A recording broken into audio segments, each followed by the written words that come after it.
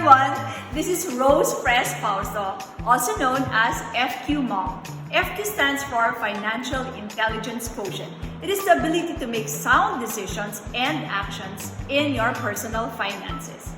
It is essentially the IQ and EQ of managing your money. And with me, syempre, the loves of my life, my FQ sons. Take it away! Hi guys, my name is Martin. I'm FQ Son number 1. I'm also the Managing Director of Brandem, a brand audit and consultancy firm wherein we help your brand story fly so you can land that deal. Hi, I'm son number 2, Enrique. I'm the Chief Financial Architect at IFE, where we make investing for everyone. We help design your life towards financial wellness. And I am son number 3, syempre, save the best for last. My name is Anton. I'm an events host, a podcaster, and dance fitness instructor. You know, our family has been talking about saving and investing, making it regular. We've been talking about this for a long time, and it's really our dream that it becomes as regular and automatic as brushing your teeth. You know, when I really think about when was the first memory ba I had when it came to investing? Parang feeling ko nung sobrang bata pa ako. As in, baka wala pa akong grade school yun. But when I started really understanding the concept of money, I asked sina mama and papa, parang, mapa, ano ba itong mga investing ko? And then they showed me lahat ng mga angpaos, gifts, from baptism pa, nung hindi pa ako marunong maglakad. And then, all this time, meron na palang ganito apart from my weekly allowance na parang 100 pesos lang per week. Alam mo, parang actually we just heard it in that our parents were really into finance and then they really made it a point to teach us. Yeah. But of course, that's not always the case naman for everyone. So like, how about for other people out there? How do we really make investing for everyone? You know, in my journey of helping others improve their financial condition, I always encounter 2 big barriers. Number 1, the human wiring. Let me talk a little bit about how our brain works when it comes to our money behavior. We have our prefrontal or our rational brain, or what I call our makatwirang mac side. That's a part of our brain that we use when we solve a math problem.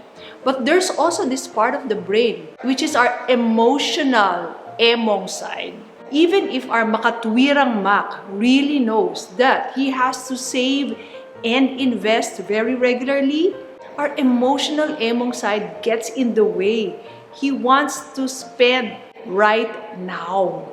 And did you know that it is usually the one that drives our behavior?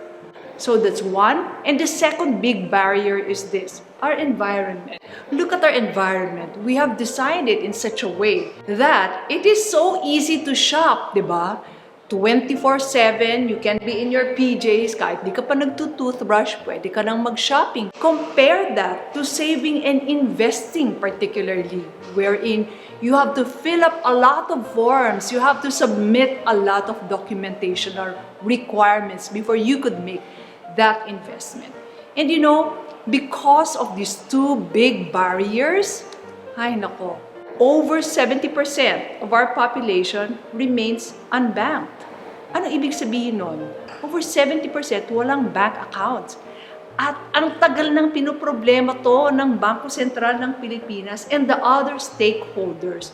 They always say, how can people even start investing if they don't have bank accounts?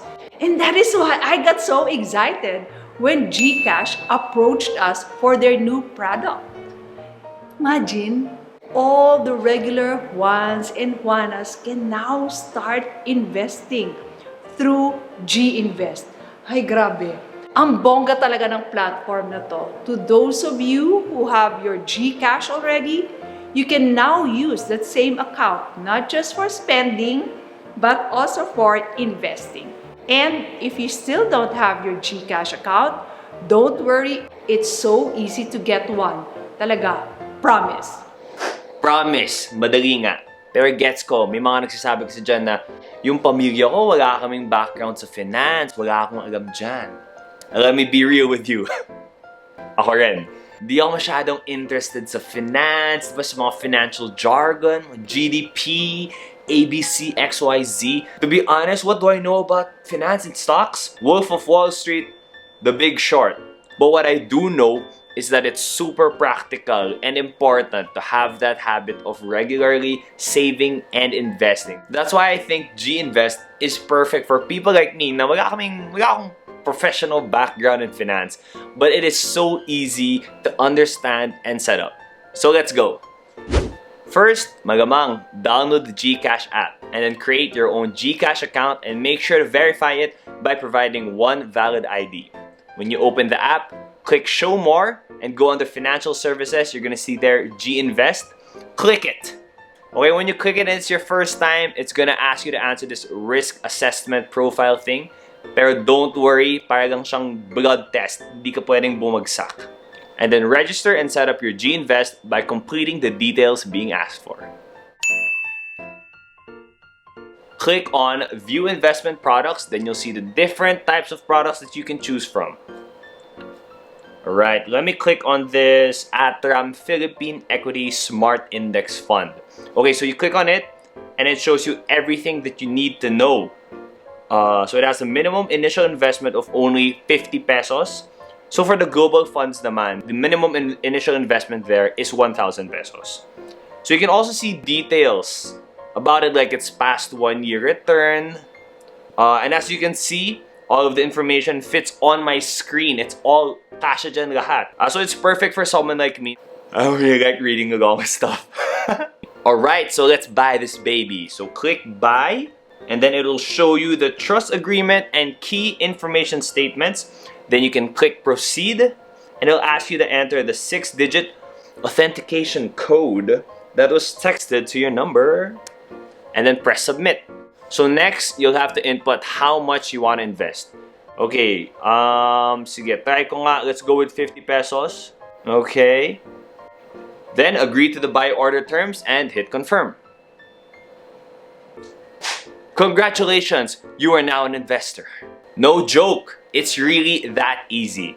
Okay, ngayon gets nyo na yung how of GInvest. Let's follow the second basic law of money, which states that get only into a business that you understand. And let's understand what it is you're investing in. Take it away, brother number 2.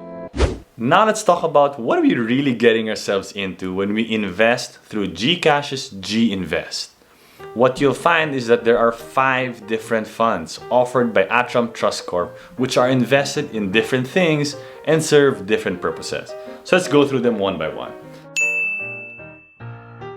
The first one has been there for quite some time. It's a money market fund. Now this is good for maybe short-term funds or emergency funds because it's invested in safer time deposits, short-term money market instruments, which are really good in preserving your capital, keeping it safe, but the returns are a little low, right?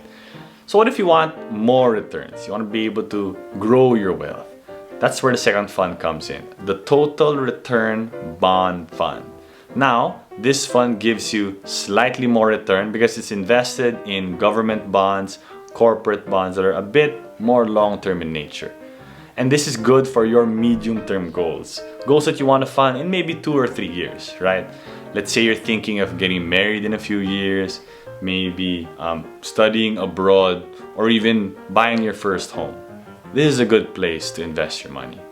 But what if your goal is for the long term? I want to have a great retirement. I want to be able to really grow my wealth exponentially. What do I do? What we found is that through research, this is happening across different countries around the world and even across centuries. What we found is that this next asset class, which we call stocks or equities, actually give you the best returns long term. And we actually have 3 options for you here. The first one is the Philippine Smart Equity Index Fund.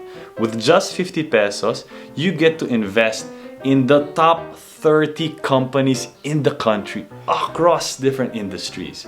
These are household names which you've essentially grown up with, like SM, Ayala, BDO, BPI, PLDT, Globe, and the list goes on. And what's good is you get to be diversified without having to shell out so much money. So that's pretty cool, right? Become a mega Philippine investor. But here's the more exciting part. With just 1,000 pesos, the smallest minimum I've seen, and this is probably, I think, the most convenient way I've ever found, that you can become a global investor.